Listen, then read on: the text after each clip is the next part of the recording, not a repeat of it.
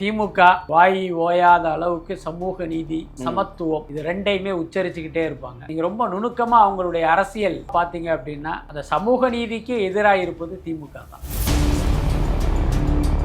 இடதுசாரிகளுக்கும் பாத்தீங்கன்னா அந்த ஒரு சீட்டை அதிகம் கொடுப்பதற்கு இவங்க யோசிக்கிறாங்க. ஆனா பேசுறது பாருங்க சமூக நீதி. ஒரு ஒடுக்கப்பட்ட மக்களுடைய பிரதிநிதியாக கட்சி நடத்துற விடுதலை சிறுத்தைகள் திருமாவளவனுக்கு ஒரு சீட்டை கூட கொடுக்கறதுக்கு இவங்களுக்கு கசக்குது, வலிக்குது.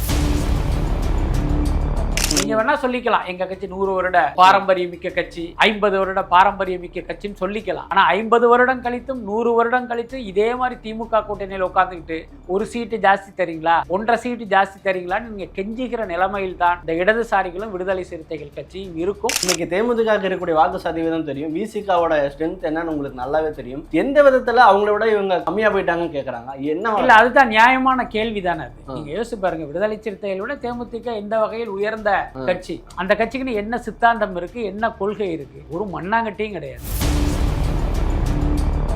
ஸ்டாலின் சார் என்ன சொல்றாருன்னா, நாங்களும் கம்மியா தான் போட்டி போடுறோம். கம்மியானா எத்தனை தொகுதி? 100 தொகுதியா, 75 தொகுதியா, 50 தொகுதியா? அது எப்படி கம்மின்னு சொல்ல முடியும்?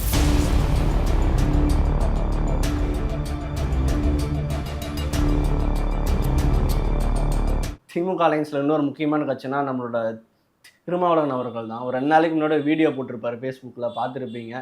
அவர் வந்து அவருக்கு இருக்கக்கூடிய சிக்கல்கள்லாம் சொல்லியிருப்பாரு, இந்த மாதிரிலாம் கஷ்டங்கள் இருக்குன்னு சொல்லியிருப்பாரு.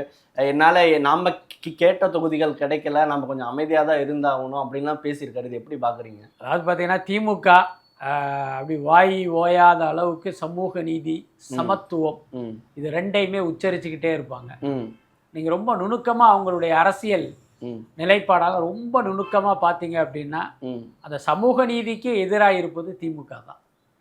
ஏன் சொல்றேன் அப்படின்னா, இப்ப ஒரு தேமுதிக மாதிரி பாஜகவே அண்டி பிழைத்த ஒரு கட்சி வந்த உடனே எந்த கேள்வியும் இல்லாம ராஜ்யசபா சீட்டு அதுக்கப்புறம் பாத்தீங்கன்னா அவங்க கேட்கிற 6ஓ 8ஓ அதை கொடுப்பதற்கு தயாரா இருக்காங்க. நீங்க பாருங்க, இத்தனை கட்சிகள் சீட்டு குறித்து பஞ்சாயத்து பண்ணிட்டு இருக்கு. காங்கிரஸ்ல ஆரம்பிச்சு, விடுதலை சிறுத்தைகள் ஆரம்பிச்சு, எல்லா கட்சிகளும் திமுக கூட்டணியோட புரண்டை இழுத்துக்கிட்டு இருக்காங்க இந்த சீட்டு விவகாரத்துக்கு. ஆனா தேமுதிகவில் பாத்தீங்கன்னா சைலண்டா இருக்காங்க. என்ன காரணம்னா, அவங்களுக்கு எத்தனை சீட்டுன்னு அவங்க கேட்டதை விட அதிகமாக தருவதற்கு இவங்க ஒரு அஷூரன்ஸ் கொடுத்துட்டாங்க. அதனால அவங்க கம்முன்னு இருக்காங்க. ஏன் வேணாலும் அடிச்சுட்டு கிடங்க, எங்களுக்கு என்ன அப்படின்னு. அப்ப நேத்து வரைக்கும் பாஜகவுக்கு காவடி தூக்குன ஒரு கட்சிக்கு நீங்க வந்து ராஜ்யசபா சீட்டும் கொடுக்குறீங்க, அவங்க கேட்கிற தொகுதிகளையும் கொடுக்குறீங்க. ஆனா இத்தனை நாள் உங்க கூட்டணியில என்ன இன்னும் சொல்ல போனா திமுகவுடைய கிளைக்கழகம் போல் செயல்பட்ட விடுதலை சிறுத்தைகளுக்கும் இடதுசாரிகளுக்கும் பாத்தீங்கன்னா அந்த ஒரு சீட்டை அதிகம் கொடுப்பதற்கு இவங்க யோசிக்கிறாங்க. ஆனா பேசுறது பாருங்க சமூக நீதி. ஆனா ஒரு ஒடுக்கப்பட்ட மக்களுடைய பிரதிநிதியாக கட்சி நடத்துற விடுதலை சிறுத்தைகள் திருமாவளவனுக்கு ஒரு சீட்டை கூட கொடுக்கறதுக்கு இவங்களுக்கு கசக்குது, வலிக்குது. அதே மாதிரி இடதுசாரிகள் இல்லைன்னா தமிழ்நாட்டுல இல்ல இந்தியாவிலேயே பாத்தீங்கன்னா ஒரு கேவலமான அரசியல் தான் நடந்துகிட்டு இருக்கும். அவங்க எல்லாம் பாத்தீங்கன்னா ஒரு மிகப்பெரிய ஒரு பெரிய இயக்கம். இன்னைக்கு அவங்க நலிவடைஞ்சு போனாலும் என்ன கம்யூனிஸ்ட்ங்கிறது பாத்தீங்கன்னா நம்ம நாட்டுக்கு ஒரு தேவையான ஒரு சித்தாந்தம், அது தேவையான கட்சி. அவங்களையும் பாத்தீங்கன்னா ஏதோ ஒரு இடஒதுக்கீடுல கிள்ளி கொடுக்கிற மாதிரி 4 சீட்டு 3 சீட்டுன்னு கொடுத்துட்டு அவங்கள கூட்டணிக்குள்ள தக்க வைக்கிறது இருக்குல்ல, அது திமுக செய்கிற ஒரு மிகப்பெரிய தவறு. ஸோ இன்னைக்கு சமூக வலைத்தளங்களை கேட்குற மிகப்பெரிய கேள்வி தான் எடுத்துட்டு வந்திருக்கேன். என்ன கேட்குறாங்கன்னா, எந்த விதத்துல விசிக நம்ம விஜயகாந்த் சார் கட்சி தேமுதிகவோட கம்மியா போயிட்டாங்க? இன்னைக்கு தேமுதிக இருக்கக்கூடிய வாக்கு சதவீதம் தெரியும், விசிகாவோட ஸ்ட்ரென்த் என்னன்னு உங்களுக்கு நல்லாவே தெரியும். இவ்வளோ வருஷமாக சப்போர்ட் பண்ணியிருக்காங்க, எல்லா இடத்துலையுமே அவங்களுக்கு ஒரு நல்ல ஸ்ட்ரென்த் இருக்குது விசிகாக. அதனால தான் விஜயும் கூப்பிட்டாரு. எந்த விதத்தில் அவங்கள விட இவங்க கம்மியாக போயிட்டாங்கன்னு கேட்குறாங்க. என்ன இல்லை, அதுதான் நியாயமான கேள்வி தானே அது. நீங்கள் யோசிச்சு பாருங்க, விடுதலை சிறுத்தைகளை விட தேமுதிக எந்த வகையில் உயர்ந்த கட்சி? அந்த கட்சிக்கு என்ன சித்தாந்தம் இருக்கு, என்ன கொள்கை இருக்கு? ஒரு மண்ணாங்கட்டியும் கிடையாது. இத்தனை நாள் பாஜகவுக்கு காவடி தூக்குனாங்க. இன்னைக்கு பாத்தீங்கன்னா அங்க இவர்கள் கேட்ட நோட்டும் சீட்டும் கிடைக்கலைங்கிறதுனால இந்த பக்கம் வந்திருக்காங்க. அதுக்கு அடுத்து நீங்க வந்து ராஜ்யசபா சீட்டை வந்து தூக்கி கொடுக்குறீங்க. இன்னைக்கு வந்து பிரேமலதாவுடைய தம்பி சுதீஷ் வந்து ராஜ்யசபா எம்பி ஆயிட்டாரு. நான் கேட்கிறேன், எதிர்காலத்தில் ஏதோ ஒரு இஷ்யூங்கும் போது இவர் திமுக பக்கம் நிற்பாங்களா? நீங்க யோசிச்சு பாருங்க. கடந்த கால உதாரணம் இப்படிதான். பச்சைமுத்து என்கிற அந்த பாரிவேந்தர் SRM நிறுவனம் அவர்கிட்ட ஒரு பெரிய அளவுல பணம் வாங்கிட்டு அவருக்கு எம்பி சீட்டை தூக்கி கொடுத்தது திமுக. என்ன, அவர் உதயசூரியன் சின்னத்திலே நின்று ஜெயிச்சாரு. ஆனா நீங்க பார்லிமெண்ட்ல எல்லாம் பாத்தீங்கன்னா அவர் வந்து உங்களுக்கு ஆதரவாகவே நிக்கல. அதுக்கப்புறம் பாத்தீங்கன்னா அவர் மோடியோட பேசுறது, மோடியோட போட்டோ எடுத்துக்கிறது ஒரு பாஜக ஆதரவாளராக தான் இதுவரைக்கும் இயங்கிட்டு இருக்க. இன்னும் சொல்ல போனா தமிழ்நாட்டுக்கு மோடி வரும்போதெல்லாம் அந்த பொதுக்கூட்ட செலவையே பச்சைமுத்து தான் ஏத்துக்கிறாரு. ஆனா அவர் எந்த கட்சியினுடைய சார்பாக தேர்ந்தெடுக்கப்பட்டிருக்காருன்னா திமுக கூட்டணியில் திமுக சின்னத்தில் நின்று அவர் எம்பி ஆகியிருக்காரு. அப்ப இதே மாதிரி நாளைக்கு சுதீஷும் போக மாட்டாருன்னு என்ன நிச்சயம்?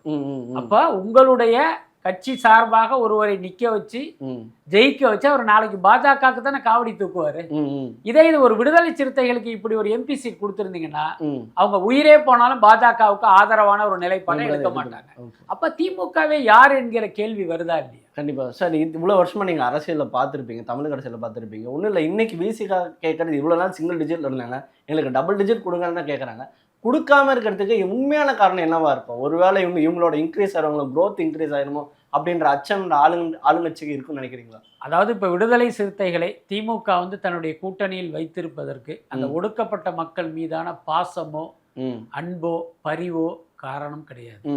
என்ன காரணம் அப்படின்னா இப்ப விடுதலை சிறுத்தைகள் தன் கூட்டணியில் இருக்கும்போது அந்த சமூகத்து மக்களுடைய வாக்குகள் நமக்கு சிந்தாம சிதறாம கிடைக்கும். அது கிடைப்பதற்கு இவங்களுடைய கூட்டணி இவங்களுடைய கட்சி நமக்கு தேவைப்படுது. ஸோ அந்த அளவுக்கு தான் விடுதலை சிறுத்தைகளை இவங்க பயன்படுத்துறாங்க. அந்த கட்சி மீதோ அந்த மக்கள் மீதோ திமுகவுக்கு வந்து உண்மையான பற்றும் பாசமும் கிடையாது. ரொம்ப வெளிப்படையா சொல்லணும்னா விசிகாவை தங்களுடைய கட்டுப்பாட்டில் வைத்திருப்பதன் மூலமாக அந்த கட்சி ஒரு லெவலுக்கு மேல வளர்ந்துடக்கூடாது அப்படிங்கிறதுல ரொம்ப கவனமா இருக்கு. ஆமா, என்ன காரணம் அப்படின்னா இப்ப தனக்கு நிகரான அல்லது தன்னை மிஞ்சிய ஒரு அரசியல் இயக்கம் இங்க வளரக்கூடாது. அது விசிகா அந்த அளவுக்கு வராது, ஆனாலும் வந்து இப்போ ஒரு பாமக அளவுக்கு வந்துடக்கூடாது அப்படிங்கிற அந்த எண்ணம் தான் காரணம். ரொம்ப வெளிப்படையா சொல்லணும் அப்படின்னா இடதுசாரிகள் கட்சிகளா இருக்கட்டும், விடுதலை சிறுத்தைகளா இருக்கட்டும், திமுக கூட்டணியில் இருக்கிற அந்த தோழமை கட்சிகள் எல்லாம் பார்க்கும்போது எனக்கு இந்த போன்சாய் மரங்கள் நீங்க கேள்விப்பட்டிருப்பீங்கன்னு நினைக்கிறேன். ஒரு மரம் பாத்தீங்கன்னா அதுக்கு ஒரு 100 வருடம் இருக்கும் ஆயுள், ஆனா பாக்குறதுக்கு இவ்வளவு பெரிய குட்டியா இருக்கும். என்ன சோ அந்த மாதிரி தான் இடதுசாரிகளா இருக்கட்டும், விடுதலை சிறுத்தைகளா இருக்கட்டும், இன்னும் 100 வருஷம் திமுக கூட்டணியில் இருந்தாலும் இந்த போன்சாய் மரங்களை போல் இந்த அளவுக்கு தான் அவங்க இருப்பாங்க. நீங்க வேணா சொல்லிக்கலாம் எங்க கட்சி 100 வருட பாரம்பரியமிக்க கட்சி, 50 வருட பாரம்பரியமிக்க கட்சின்னு சொல்லிக்கலாம். ஆனா 50 வருடம் கழித்தும் 100 வருடம் கழித்து இதே மாதிரி திமுக கூட்டணியில் உட்கார்ந்துக்கிட்டு ஒரு சீட்டு ஜாஸ்தி தரீங்களா, 1.5 சீட்டு ஜாஸ்தி தரீங்களான்னு நீங்க கெஞ்சுகிற நிலைமையில் தான் இந்த இடதுசாரிகளும் விடுதலை சிறுத்தைகள் கட்சியும் இருக்கும். அப்படித்தான் வைத்திருப்பார்கள். அது ரொம்ப முக்கியமானது. ஓகே சார், இப்படி பண்ணியிருக்கலாமா சார்? இன்னைக்கு நம்மளோட காங்கிரஸ் கட்சி பார்த்தீங்கன்னா ரொம்ப பிடிவாதமாக சண்டை போட்டு வாங்கிட்டாங்க. விஜயகாந்த் சாரோட கட்சி தேமுதிகவும் அங்கங்கன்னு பேசி ஏதோ ஒரு வகையில் இருந்து அவங்க என்ன நினைச்சாங்களோ அதை அச்சீவ் பண்ணிட்டாங்க. ஒருவேளை நம்மளோட இந்த கட்சிகளும் சிபிஐ விசிகாவும் சண்டை போட்டு வாங்கியிருக்கலாமா? சண்டை போட்டு தான் கொடுத்துருப்பாங்களா? இல்ல சண்டை தானே போட்டுக்கிட்டு இருக்காங்க அவங்க. அப்படி கொடுக்கல அப்படிங்கிறது தானே முக்கியமான விஷயம். ஓகே, ஏன்னா அதுதான் விஷயம். என்னன்னா திமுகவை பொறுத்த வரைக்கும் இவர்களுக்கு இதற்கு மேல கொடுக்க கூடாதுங்கிறதுல ரொம்ப தெளிவா இருக்கு. அதுக்கடுத்து இன்னொன்னு என்ன சொல்றாங்க அப்படின்னா நாங்க வந்து தோழமை கட்சிகளுக்கெல்லாம் கொடுக்கணும், அவங்க எல்லாம் உதயசூரியன் சின்னத்தை. அதுக்கு அடுத்து இதுதான் முக்கியமான விஷயம். நீங்க ஒரு பக்கம் சீட்டு கம்மியா கொடுக்குறீங்க, இன்னொரு பக்கம் நீங்க எங்களுடைய கட்சி சின்னத்துல போட்டியிடணும்னு ஒரு நிபந்தனை. அப்ப ஒரு கட்சி எப்ப வளர்ச்சி அடையும் அப்படின்னா அவர்களுடைய சின்னத்தில் போட்டியிடும் போது தான் அந்த சின்னம் பிரபலமாகி மக்களால் பேசப்படும், மக்களுடைய நினைவில் இருக்கும். அப்ப அந்த கட்சியினுடைய வளர்ச்சிக்கு அது ஒரு காரணமா இருக்கும். ஆனா அந்த கட்சி என்னுடைய சின்னத்தில் போட்டியிடணும் அப்படிங்கறதனுடைய உள்நோக்கம் என்னவாக இருக்க முடியும்? அப்ப இந்த கட்சி எந்த காலத்திலையும் வளர்ந்துடக்கூடாதுங்கிற அந்த நோக்கம் தான காரணமா இருக்கு. அதுக்கடுத்து இப்ப விடுதலை சிறுத்தைகளா இருக்கட்டும், இடதுசாரிகளா இருக்கட்டும், அவங்க பாத்தீங்கன்னா சமூக நீதிக்காக உண்மையிலேயே பாடுபடுகிற கட்சி. இன்னைக்கு பாஜக வந்து தமிழ்நாட்டுல நீங்க மட்டுமா எதுக்குறீங்க, அந்த கட்சியை சேர்ந்து தானே எதுக்குறாங்க. அப்ப ஒரு மதவாத கட்சியை தமிழ்நாட்டிலிருந்து அடித்து விரட்டுவதற்கு இங்க ஒரு பலமான கட்சி தானே வேணும். புரியுதா? பலமான கூட்டணி வேணாம். அது வெறுமனே தேர்தலுக்கு தான். ஆனா இந்த மதவாத சக்திகளை எதிர்த்து போராடுவதற்கு இங்க ஒரு பலமான கட்சிகள் வேணும். ஆனா நீங்க என்ன பண்றீங்க, உங்க கூட்டணிக்குள்ள வச்சுக்கிட்டு அந்த கட்சியை நீங்க பலவீனமாக்குறீங்க. மண்டையில குட்டி குட்டி குட்டி குட்டி இதுக்கு மேல நீ வளர்ந்துடாதே அப்படிங்கிறது யாருக்கு உதவி செய்வதா அர்த்தம் அப்படின்னா அது பாஜகவுக்கு உதவி செய்வதா தானே அர்த்தம். அப்ப நீங்க பாஜகவுடைய பாயிண்ட் ஆஃப் வியூல பாருங்க. இப்ப நமக்கு எதிரி இங்க திமுக, இது மட்டும் தான் பெரிய கட்சி, மத்தவங்க எல்லாம் லெட்டர் பேடு கட்சின்னு தானே அவங்க நினைப்பாங்க. அப்படி நினைப்பதற்கு திமுகவே காரணமா இருக்குங்கிறது தான் இங்க முக்கியமான விஷயம் சார். அதே மாதிரி இன்னைக்கு ஸ்டாலின் சார் என்ன சொல்றாருன்னா நாங்களும் கம்மியா தான் போட்டி போடுறோம், போன தேர்தலில் போட்ட இடங்களை நாங்களும் போல, நாங்களும் குறைச்சிக்கிறோம், நீங்களும் பார்த்து பண்ணுங்கன்றாரு. சார் இந்த கருத்து ஓரளவு ஓகே தான், ஓகேவா தானே? கம்மியானா எத்தனை தொகுதி? 100 தொகுதியா, 75 தொகுதியா, 50 தொகுதியா, 125 தொகுதியா? அது எப்படி கம்மின்னு சொல்ல முடியும்? என்ன, போன தேர்தலில் இருந்து நீங்க ஒரு 4 சீட்டோ 5 சீட்டோ 10 சீட்டோ நீங்க குறைவாக போட்டியிடுவது வந்து நாங்க கம்மியா போட்டிடுறோம்னு எப்படி சொல்ல முடியும்? அதுக்கு அடுத்து திமுக சார்பா போட்டியிடுறவங்களோட எண்ணிக்கை வேணா கம்மியா இருக்கலாம், உதயசூரியனுடைய எண்ணிக்கை கம்மியா இருக்கான்னு நீங்க பாருங்க. நீங்க என்ன பண்றீங்க? கூட்டணி கட்சிகளுக்கே உதயசூரியன் சின்னத்துல தானே போட்டியிட வைக்கிறீங்க. தேர்தல் கமிஷனை பொறுத்த வரைக்கும் அவர்களும் திமுக உறுப்பினர்கள். ஏன்னா நீங்க என்ன லெட்டர் கொடுக்குறீங்க? இவர் திமுக உறுப்பினர், இவர் வந்து உதயசூரியன் சின்னத்துல போட்டியிடுறதுக்கு நாங்கள் அனுமதி அளிக்கிறோம் தான் நீங்க லெட்டர் கொடுக்குறீங்க. அதை வச்சுதானே அவர் உதயசூரியன் சின்னத்திலே போட்டியிட முடியும். அப்ப தேர்தல் கமிஷனுடைய பார்வையில் மாற்று கட்சியை சேர்ந்தவராக இருந்தாலும் உதயசூரியன் சின்னத்தில் போட்டியிட்டால் அவர் திமுக காரர் தான், அப்படிதான் கணக்குல எடுத்துக்குவாங்க. அப்படி இருக்கும்போது நீங்க நான் கம்மியான தொகுதியில போட்டியிடுறோம் நீங்க சொல்லவே கூடாது. அதுவே வந்து ஒரு மக்களை ஏமாற்றுகிற, மக்களை இல்ல உங்கள் கூட்டணி கட்சி ஏமாற்றுகிற ஒரு விஷயமா தான் நான் பாக்குறேன். ஏன்னா இப்ப ஏன் நான் அதை கேட்டேன்னா, அலையன்ஸ் பேசுற எல்லாத்தையுமே இந்த வார்த்தையை தான் சொல்றாங்க. நாங்களும் கம்மியாக தான் போடுறோம், நீங்களும் கம்மியாக போடுறோம், நாங்களும் தான் குறைச்சிக்கிறோம் அப்படின்றாங்க. அதனால தான் இந்த கேள்வி இல்லை. அதுதான் இந்த மாற்று கட்சியை தங்களுடைய சின்னத்தில் போட்டியிட வைப்பதே ஒரு ஜனநாயக மோசடி. ஆனா இதுக்கு தேர்தல் கமிஷன்லாம் எப்படி வந்து உடந்தையா இருக்குங்கிறது தான் புரியல. ஏன்னா இப்ப திமுக வந்து ஒருத்தர் நீண்ட காலமா உறுப்பினரா இருக்காரு, அவர் வந்து தேர்தலில் போட்டியிடுறாரு, அவருக்கு நீங்க லெட்டர் கொடுக்குறீங்க, இவர் வந்து எங்கள் கட்சிக்காரர் தான், இவர் எங்க கட்சியில போட்டியிடுறதுக்கு நாங்க அனுமதி அளிக்கிறோமா, ஏதோ ஒரு லெட்டரை கொடுக்குறீங்க. ஆனா வேறொரு கட்சியை சேர்ந்த ஒருத்தர், அவர் இன்னொரு கட்சியின் தலைவராக கூட இருப்பாரு. இப்போ உதாரணத்துக்கு மனிதநேய மக்கள் கட்சின்னு வச்சுக்கோமே, அங்க ஜவாஹர்லா தலைவர் அப்படின்னா அவர் உதயசூரியன் சின்னத்துல போட்டியிடுவாரு. அவருக்கு வந்து இவங்க லெட்டர் கொடுப்பாங்க, இவர் உதயசூரியன் சின்னத்துல போட்டியிடலாம், இவர் எங்கள் கட்சியை சேர்ந்தவர் தான், நீங்க ஒரு லெட்டர் கொடுக்குறது அது எவ்வளவு பெரிய ஏமாற்று வேலை அது. அதை வந்து இவங்க தொடர்ந்து பண்ணிட்டு இருக்காங்க. இப்ப வெளியில இருந்து பாக்குற நமக்கு இதன் மீது விமர்சனம் இருந்தாலும் திமுகவை பொறுத்த வரைக்கும் தன்னுடைய கட்சியினுடைய எம்எல்ஏவா அவங்கள கணக்கில் அவங்க காட்டுறாங்க. அதுக்கு தான் இதெல்லாமே பயன்படுது.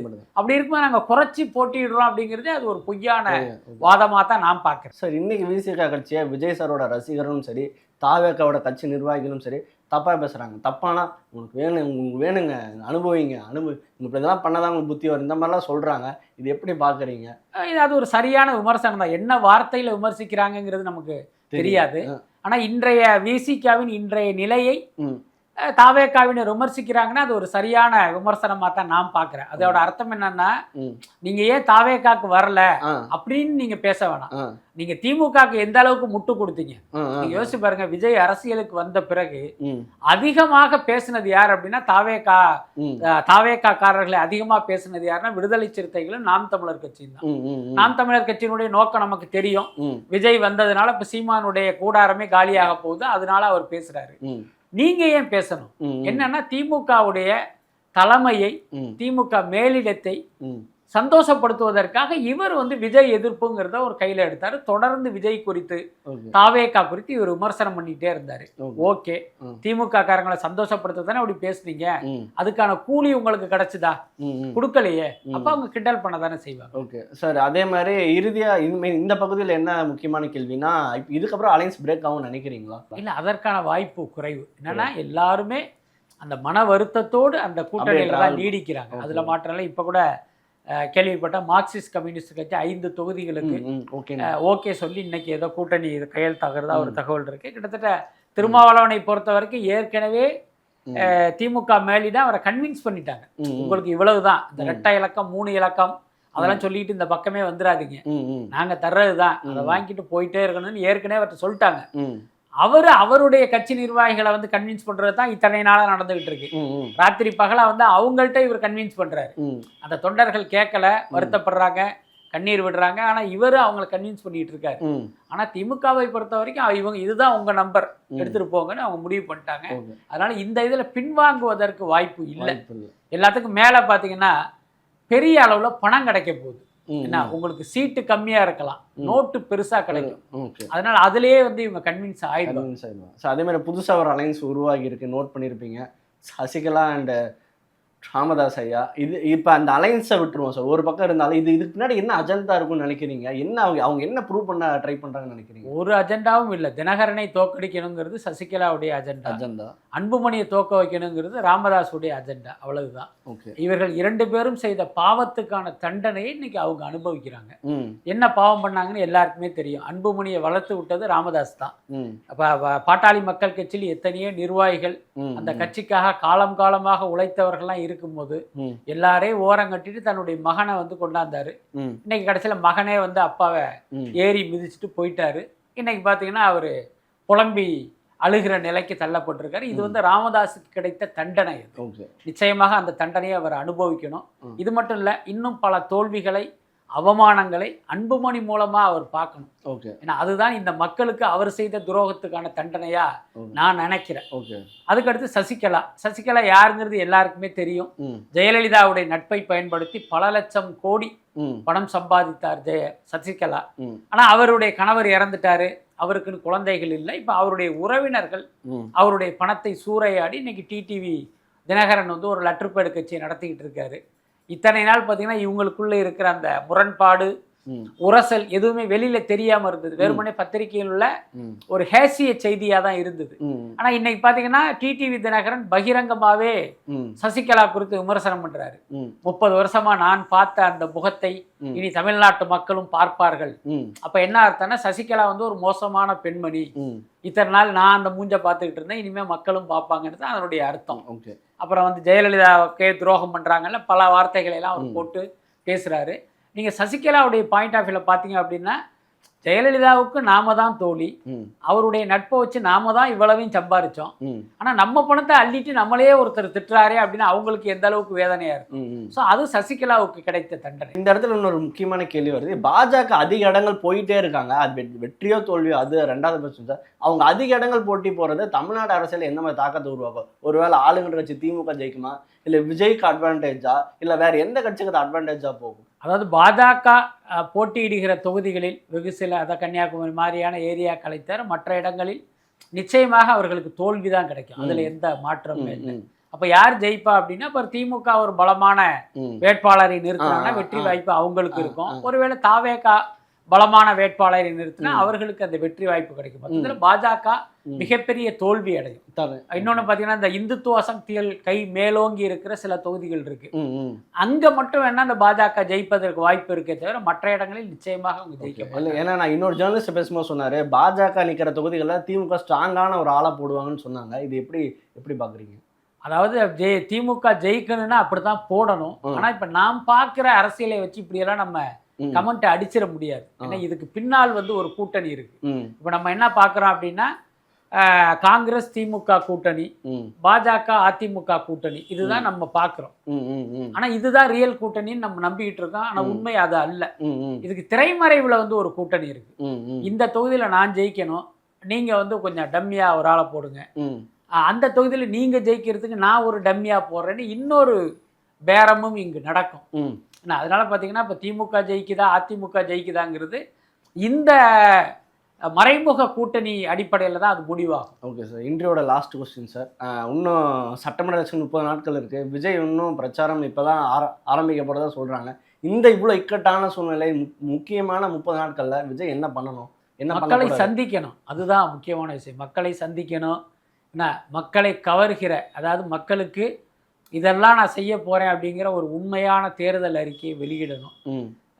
அதுதான் அவருடைய வெற்றியை வந்து தீர்மானிக்கும். இன்னைக்கு ஒரு சினிமா நடிகராக அவருக்கு ஒரு பெரிய செல்வாக்கு இருக்கு. 2வது இடத்துக்கு அவர் தான் இருப்பதாக பல்வேறு சர்வே முடிவுகள்லாம் சொல்லுது. 30% வாக்கு வங்கி இருக்கிறதா பல சர்வே முடிவுகள் சொல்றாங்க. ஆனாலும் உங்களுக்கு அந்த வெற்றி உண்மையிலேயே வசப்படணும் அப்படின்னா நீங்க மக்களை நேரில் போய் பார்க்கணும். நான் பார்த்து இப்போ நீங்கள் கொடுக்குற அந்த வாக்குறுதிகள் மக்களுக்கு நம்பகத்தன்மை ஏற்படுத்தணும். ஸோ அதுதான் உங்களுக்கு வந்து வெற்றியை தேடி தரும். அதே நேரம் பார்த்தீங்கன்னா, இப்போ தேர்தல் தொடங்கியதிலிருந்தே இப்போ தாவேகா எடுத்து வைக்கிற ஸ்டெப்பு எல்லாமே தவறா இருக்கு. இப்போ பாண்டிச்சேரி குறித்து நம்ம பேசணும்ல, அந்த மாதிரியான விஷயங்கள்லாம் அந்த கட்சிக்கு ஒரு நெகட்டிவாக மாறிக்கிட்டு இருக்கு. அதையும் விஜய் வந்து புரிஞ்சுக்கணும். ஸோ இன்னைக்கு ஆதவர்ஜனை கிண்டல் பண்ணுறாங்க. அனௌன்ஸ்மெண்ட் வரட்டும், எங்கள் வேலையை பாருங்க அப்படின்னு பேசினார் ஆதவர்ஜனா. வந்து ரொம்ப நாள் ஆச்சு, அமைதியாக இருக்கீங்களா மற்ற கட்சிக்காரங்க கிண்டல் பண்ணுறாங்க.